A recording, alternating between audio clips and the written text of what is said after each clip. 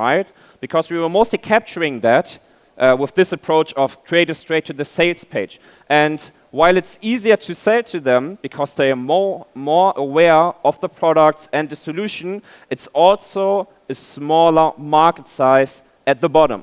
So the challenge we ran into, and maybe you're going to be familiar with this, is all of the competition is at the bottom of the market, right, with the more aware audiences, so you have a heavy reliance on the warm audiences and you have higher customer acquisition cost.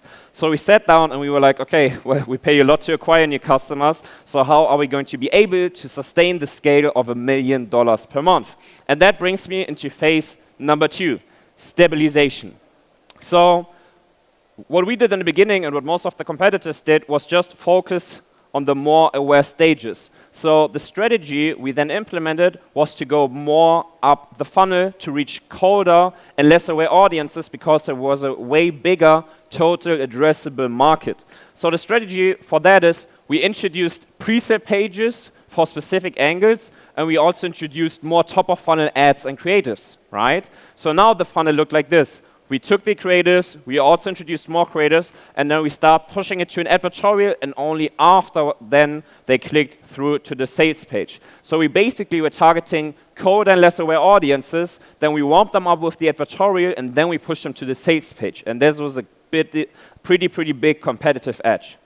Now, if you guys want the secret sauce, then we're going to get into this now. Shall we break the advertorial down together? The whole advertorial? I like the excitement. Everyone is waking up now. Sweet. So this is the high-level overview of the advertorial structure. Now, you guys are going to be familiar with Hollywood movies, with Disney movies, and that's pretty much what we used, right? We modeled the advertorial after a Disney-like hero story. And this format has been crushing for this brand for the past couple of years. So from the bird's eye view perspective, it's a story where we have a hero character who experiences a relatable pain point.